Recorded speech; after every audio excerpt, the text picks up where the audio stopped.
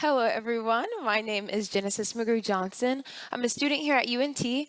I'm so happy to be here today. I'm even more excited to see everyone who showed up, and showed out, whether online streaming or here in audience. It means a lot to me, and I'm sure it means a lot to the other presenters as well. So thank you. Today, I'm going to be talking about the continued success of all our youth. I hope that by the end of my presentation, I've encouraged someone here today to ask more questions than the ones I'm asking of you and provide different answers than the ones I'm giving. All of this in hopes of creating real change to the lives of everyone within our communities. So to begin, on a given day in the U.S., a little over 36,000 youth are sent to residential placement facilities.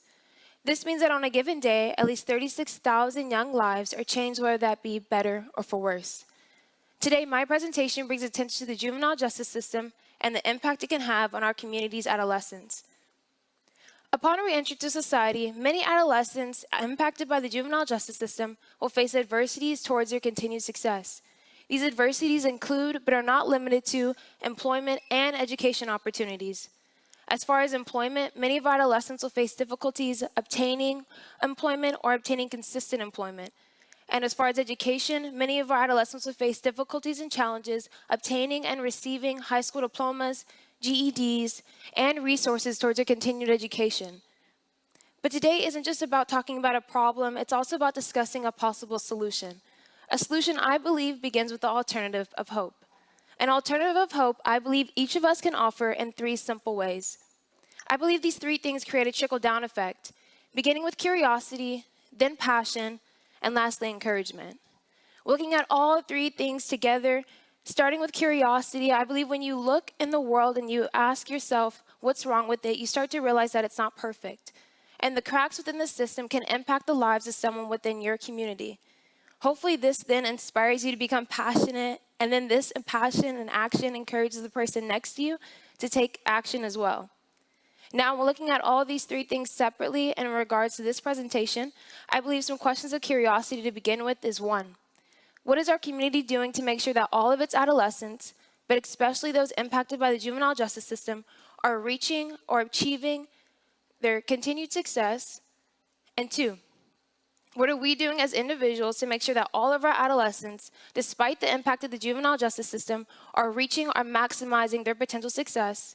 And three, what is happening within the juvenile justice system and the detention centers that significantly deter many of our adolescents from reaching or maximizing their potential success?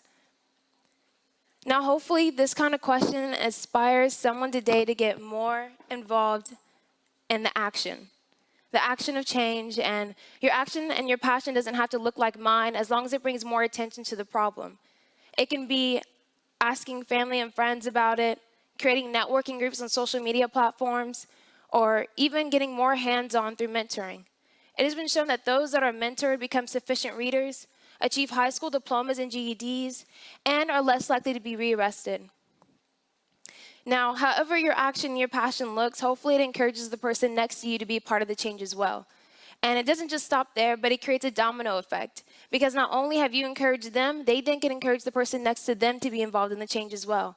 And before you know it, we have a community of individuals bringing more attention and acknowledgement to the problem. All of this brings more resources to our adolescents impacted by the juvenile justice system, that there is hope. With this hope, our adolescents can then believe that what felt impossible is now possible, and someone within their community is striving to see them reach and maximize their potential success. Now, I've given you a problem, and I've also given you a possible solution. But before I leave you guys today, I definitely want to make sure that y'all know that as individuals, y'all can be a part of this change as well. I believe Maureen Williamson said it best in her quote shown above, and I hope everyone takes the time out to read it. But I definitely want to leave y'all with four things. 1, we are powerful beyond measure. 2, your playing small does not serve the world. 3, we are all meant to shine. And 4, our presence automatically liberates others. Even as individuals, we have the power to see change within our communities. So if I've inspired and if I've encouraged anyone here today, then this QR code shown above is just for you. Because I provided links to resources, programs, and facilities within Texas so that way someone here can be more involved in the change. And if you don't live in Texas, I still encourage you to be a part of it. because there are adolescents impacted by the juvenile justice system within all of our communities.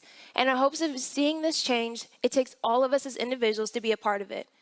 Thank you all so much for being here today, and thank you.